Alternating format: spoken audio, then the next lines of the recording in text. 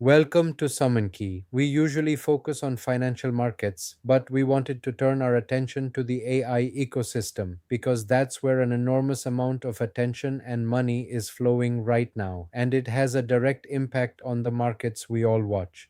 Quick note before we start, this isn't financial advice, it's just our opinion and analysis. So here's what pulled us in. The biggest companies on earth are spending roughly $750 billion in a single year to win the AI race. They have the money, they have the chips, and increasingly they have governments trying to help them build faster, which led us to a very simple question. What exactly are they waiting for? The answer took us from AI chips to nuclear plants to 5 year waits for basic equipment to power lines that may not arrive until 2030, and to a political system now trying to force the physical world to move faster. And somewhere along the way, we realized something. The AI race may have just hit the laws of physics. Here's the pattern that got us curious. A company announces a huge new AI facility, a data center, basically a giant warehouse full of computers. The headline number is enormous, billions of dollars, everyone writes it down. And then nothing much happens, sometimes for years. The site just sits there, half finished, waiting, and only right at the end, when every last piece is finally in place, does it switch on and start earning money. That quiet gap in the middle, the part no one puts on the news, is where the real story hides. Because some of these projects may not get there on schedule, and often it's not because of the chips. So here's the question that drove this whole investigation. Will the physical world actually keep up with the AI boom, or is this quietly turning into a race against the clock? And notice what the question is not. It's not whether there's enough money, there's an ocean of it. It's not whether the chips exist, they're shipping. It's not whether anyone wants AI, they clearly do. Wait, if the money is there, and the chips are there, and the demand is there, what exactly are these projects waiting for? That's the question. And the answer can hold up $1 trillion technology race using some of the most boring equipment on Earth. First, take in the scale of the bet. Based on the latest company guidance, Amazon, Microsoft, Alphabet, Meta, and Oracle together are pointing to roughly $750 billion of capital spending. Now, this is an approximate scale indicator rather than a perfectly period matched accounting total. Microsoft's figure is on a calendar year basis, while Oracle's is fiscal year guidance. But the scale is still extraordinary. Five companies, mostly on AI, in a single year. And here's the catch, a number this large can hide the story rather than explain it, because dollars are an imperfect measure of how much usable AI capacity is actually being built. And here's something people miss, this isn't one race, it's a whole bunch of industries all sprinting at the same time. There are the cloud companies you've heard of. Behind them, the AI labs, the folks who make the AI itself, like OpenAI and Anthropic and Elon Musk's company. Behind them, the chip makers led by NVIDIA. And keep going. The factories in Asia that make the tiny memory parts. The electric companies, the companies that build heavy electrical gear. The construction crews, the people who make the fiber optic cables. That's eight completely different industries, most of which have never had to move this fast, all trying to grow at once. And here's the key, they're links in a chain. If any one link is slow, the whole thing waits. So, what are these companies promising? They talk in gigawatts. 1 gigawatt is roughly the electricity a large nuclear reactor makes, enough, very roughly, to power around 750,000 homes depending on the day and the season. Now, the ambitions. OpenAI's Stargate project is a plan to build about 10 gigawatts backed by a $500 billion commitment by 2029 Dawishr, and so far it's announced around 7 of those 10. Anthropic, the maker of Claude, has deals for up to about 10 gigawatts across Amazon and Google. And a single flagship campus like the one in Abilene, Texas, is designed for over a gigawatt all by itself. But here's the key word for all of these: planned. This is capacity companies intend to build, not power that's running today. And that difference between planned and running is where the whole story turns. Now, here's where the numbers start getting weird. When you hear about all these gigawatts, your instinct is to add them up. Don't, because the same data center can show up in several announcements at once. Watch. The AI lab counts it as their computing power. The cloud company that owns the building counts it in their spending. The construction firm counts it as their project. And the electric company that will power it counts it as a future customer. Same building, counted 4 times. So when people add up the headlines without reconciling them, the same physical project gets tallied over and over. We're not going to slap a precise multiplier on it. The point is simpler. The giant announced numbers aren't measuring what you think they are. And then we found something the headline spending numbers don't show. A big slice of the increase isn't buying more, it's just paying more for the same thing. Take Microsoft. It guided to about $190 billion for 2026, and its own finance chief said roughly 25 billion of the increase came down to higher component prices, not extra computing power, just a bigger bill, largely because memory chips got scarce.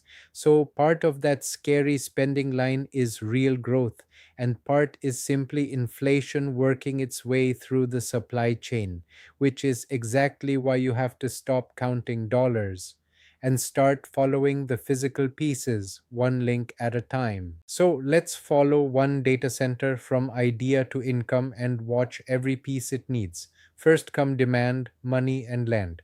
Those come quickly. Then permits, which are slower. Then the electricity itself, a power plant to make it. Then the big power lines to carry it across the country. Then the connection that plugs the building into the grid. Then a transformer, the equipment that turns high voltage power into something the building can safely use. Then construction, cooling, cables, and finally the chips. Now, this is a way of thinking about it, not a fixed law. The exact order shifts from project to project, but the pattern holds. The computing pieces show up early, while the power pieces, transmission, the grid connection, the transformers, tend to carry the longest lead times. A chain is only as fast as its slowest link. Let's slow down on that slowest link because it's the most misunderstood part of the story. Reporting based on PJM data found that large power and grid projects entering service in 2025 had taken more than 7 years on average, from the beginning of the process to operation, and roughly 3 years to reach an interconnection agreement, followed by several more years of construction and development. Now, an important caveat: this is not a universal 7 year data center connection time. Large data center loads can follow different and sometimes faster processes, but those facilities still depend on the very same generation, substations, and transmission. And that second stretch, the years after approval, is physical, not paperwork. Think of the grid like a highway on ramp. Getting permission to join isn't the bottleneck. The bottleneck is that the on ramp itself, the lines and substations, often isn't built yet. Electricity somewhere in America does nothing for a building in Virginia if the wires won't be ready for years. Now meet the least glamorous, most important bottleneck in the whole story, because apparently a $1 trillion technology race can be held up by some of the most boring equipment on Earth. Transformers, the gear that turns high voltage power into something a building can use, can now take up to around 5 years to get. The giant engines new power plants need. The leading maker has said it's essentially sold out through 2028, with reservations stretching toward 2030 that comes straight from its own filings. Here's the kicker: This equipment is a small slice of a data center's cost, but it can control the entire finish date. Think about that. The chip may be ready, the model may be ready, the customer may be ready, and the building can still sit dark, waiting on a transformer. So let's run the test.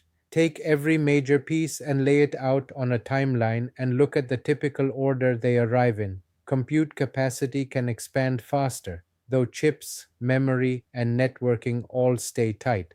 By contrast, the big things, major generation, transmission, and the heavy electrical equipment, often take several years. I want to be honest that this is illustrative.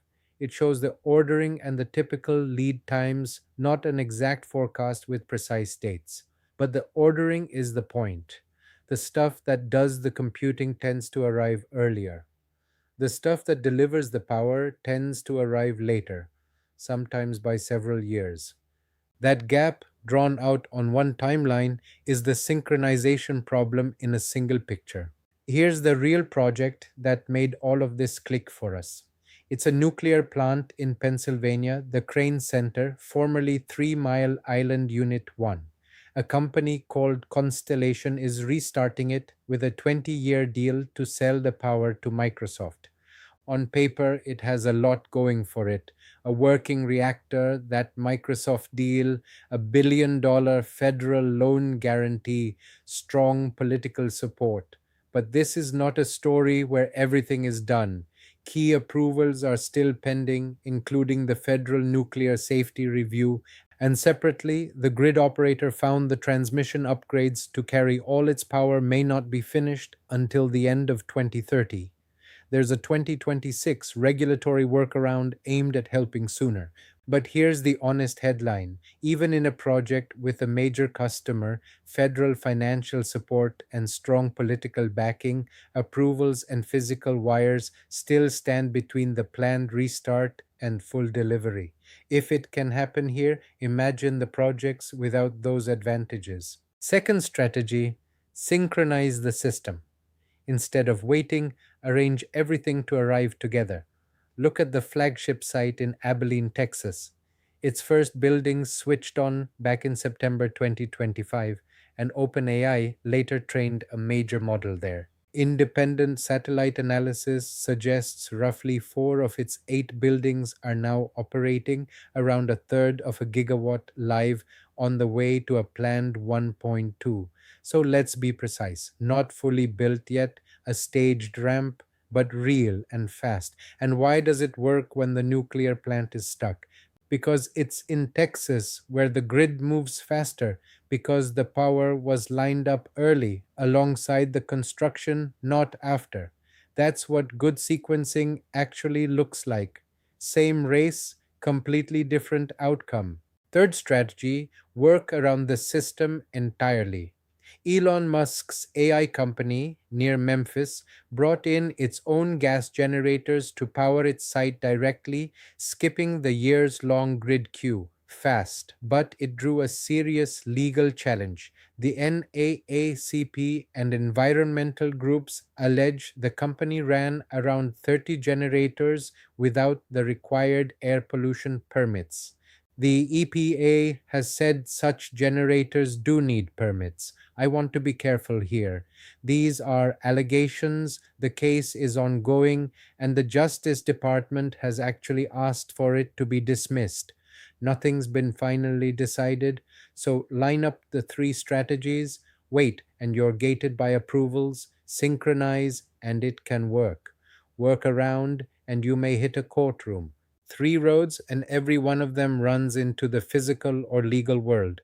So, if some places can line up the pieces and others can't, the building may start to move toward wherever it's easiest. We may already be seeing early signs. Texas, with its faster grid, is attracting projects. Some regions, like parts of the Midwest, appear to have more spare electricity, and overseas, Abu Dhabi is building a large AI campus where the power and approvals were arranged up front.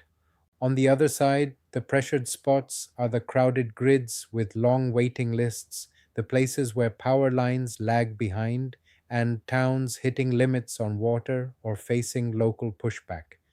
I'd treat all of these as examples to watch, not settled winners and losers, but the direction is worth tracking. The build out tends to flow toward wherever the whole chain can actually come together. But here's where the story takes another turn, because there's a third clock in this race, and it just started ticking loudly. Technology moves in months. A new chip, a new model, billions in fresh capital almost overnight. Infrastructure moves in years, the power plants, the transformers, the transmission lines. For a while, those two clocks were left to drift apart. Not anymore. Washington has noticed the problem. In June 2026, FERCE, the Federal Energy Regulator, ordered the six regional grid operators it oversees to justify their current rules for connecting large users like data centers or propose reforms. It's a serious attempt to accelerate data center integration. But, and this is the whole point, it's the beginning of a regulatory process, not proof that the physical timelines have already shortened. Government can speed up a permit and unlock financing. What it cannot do is manufacture a transformer or string a transmission line any faster than the factories and crews allow. So now we have something unusual: companies racing forward, governments pushing them faster, and the physical world still refusing to move on anyone's schedule. So let's talk about what this means for money. And here's the reframe. Maybe we're watching the wrong assets. The whole market stares at the same things: the chips, the models, the giant spending numbers. But if AI capacity only turns into revenue when the entire chain comes together, then value can quietly migrate toward wherever the real scarcity is. So ask it this way: what if some of the most strategically important assets in the 2028 to 2030 race aren't the chips at all, but the things being locked up right now? Secured power, grid access, transformer orders, turbine reservations, transmission capacity, the right land, skilled crews. Now, I want to be careful. The businesses that may gain strategic leverage here are not automatically good investments. A bottleneck doesn't guarantee a rising stock. Margins, competition, execution, and expectations all still matter, and the market may already be pricing it in. The point is narrower. The map everyone's reading may be pointed at the wrong part of the board. Let me be specific about who this helps and who it's harder for. And this is analysis, not advice about buying anything. On one side, the businesses that may gain strategic leverage are the ones sitting on the scarce, slow pieces: the makers of heavy electrical equipment, the electric companies with power to sell, the firms that build power lines, the construction and engineering companies whose skilled workers are suddenly rare and valuable, the cooling and cable makers, and the operators who locked in their power early. On the other side, the most exposed are the ones spending enormous money now, years before any power shows up to make it pay off. The AI labs relying on electricity they don't control. And anyone valuing these companies as if the chip's arriving means the revenue is arriving. But leverage is not the same as a winning stock. Margins, competition, execution, and expectations all still decide the outcome. The point is just that the competitive map is being redrawn around physical things most people aren't watching. So let's answer the question we started with. And I'll be clear that this next part is our own scenario based read, not hard fact. Will the infrastructure be ready? 2027, touch and go. The chips are there, but power and equipment are the squeeze, and you'll see winners and losers based on who planned better. 2028, still touch and go, may be the tightest year as those equipment and power line delays bite hardest. And 2030, potentially better aligned, but it depends heavily on execution, on geography, and on how much of that announced demand is actually real. Notice we're not claiming there'll definitely be enough of everything by 2030. We're saying the picture could improve if the pieces come together. This was never really a story about running out. It's a story about timing and place. If all this is right, then the usual headlines, the chip launches, the flashy demos tell you almost nothing about who's really winning. So here are seven things to watch between now and 2030. 1. Are the waits to connect to the grid getting shorter or longer? 2. Who's locking in electricity and for how long? 3. Which power lines actually get built and when? 4. Are those equipment waiting lists easing or getting worse? 5. And maybe most important, the switch on dates, not the announcements, the actual day a building comes to life. 6. Which projects slip, and is it because of power or because demand softened? And 7. Where the new building is landing and where it's quietly stopping. Follow those seven, and you'll see the real race long before it hits the news. So, what does all of this mean for the money? Here's the part that matters if you follow the AI trade. Picture two paths. On the bull path, infrastructure catches up. The power, the equipment, the construction all arrive in time, the data centers switch on, and all that spending converts into real cloud and AI revenue. And crucially, the profit pool widens beyond just the chip makers out to the companies that supply power, equipment, and construction. On the bear path, cash commitments and financing costs can build before the facilities reach full utilization. As individual assets are placed in service, depreciation begins even if the broader campus is still ramping. Delays can therefore push expected revenue and returns further into the future, even when underlying demand stays strong. And here's the single most important distinction in this whole story: a delay is not the same as demand destruction. The technology can be working perfectly, but markets can still react badly if the revenue and the returns everyone expected simply arrive later than promised. That's the real financial risk hiding inside a physical bottleneck. I'm not forecasting a crash, and I'm not telling you to buy or sell anything. Valuation and expectations decide how markets actually respond. But if you want to know which way this breaks, don't just watch demand. Watch how fast the physical world can turn that spending into power. Honest reporting means telling you where we might be wrong. First, the demand. It might well be overstated. Remember all that double counting. If the real demand is much smaller than the promises, the crunch eases up. But even then, the power line delays still bite because those are about timing, not the total amount. Second, the workarounds are real. Building parts in factories, making your own power, squeezing more out of each chip, those all help. But each fixes one link, not the timing of the whole chain. And third, some of our numbers are estimates and scenarios, not gospel. We flagged those throughout. Here's the one finding that held up best. Across many of the largest projects we examined, the transmission and the heavy electrical equipment carried the longest lead times. So let's bring it home. For 20 years, we learned to think in technology time. Software moves in months, models improve in weeks, chips advance every year.